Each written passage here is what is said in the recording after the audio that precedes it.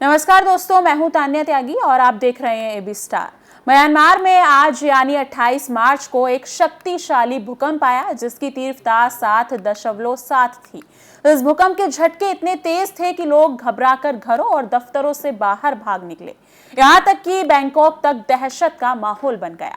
आखिर ये भूकंप कितना खतरनाक था और इसका असर क्या होगा, चलिए विस्तार से जानते हैं।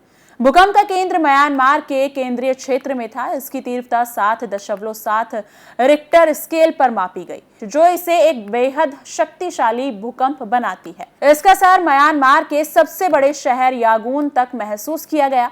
वहीं थाईलैंड की राजधानी बैंकॉक में भी इमारतें हिलने लगी और लोग सड़कों पर दौड़ पड़े।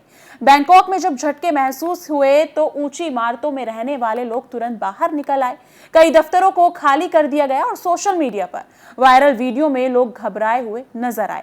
हालांकि अभी तक किसी की बड़ी तबाही या जान माल के नुकसान की कोई पुष्टि नहीं हुई है, लेकिन भूकंप की तीव्रता को देखते हुए आफ्टर शॉक्स यानी और झटके आने की आशंका बनी हुई है। भूकंप का असर म्यांमार के अलावा भारत, बांग्लादेश और चीन के कुछ हिस्सों में भी महसूस किया गया है।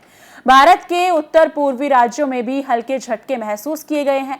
विशेषज्ञों का कहना है कि इतनी तेजी से आया भूकंप बड़े आफ्टर शॉक्स पैदा कर सकता है, जिससे और ज्यादा नुकसान होने की संभावनाएं बनी रहती हैं। भारत के पूर्वोत्तर राज्यों जैसे मणिपुर, मिजोरम, नागालैंड और असम में भी हल्के झटके महसूस किए गए हैं। हालांकि अभी तक किसी नुकसान की खबर नहीं आई है। भारत का उत्तर पूर्वी हिस्सा सिसिमक जोन 5 में आता है, जो कि एक हाई रिस्क जोन है, इसलिए इस भूकंप के बाद यहां भी सतर्कता बरतने की जरूरत है।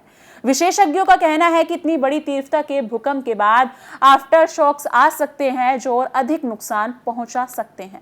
लोगों को ऊंची इमारतों से दूर रहने और किसी भी अप्रत्याशित झटके के लिए तैयार रहने की सलाह दी गई है। अगर आप भूकंप प्रभावित क्षेत्र में हैं तो सतर्क रहें, अफवाहों पर ध्यान ना दें और सरकारी दिशा निर्देशों का पालन करें। आपको क्या लगता है कि भारत को भी इस भूकंप से सतर्क रहने की जरूरत है? अपनी राय हमें कमेंट सेक्शन में जरूर बताइएगा।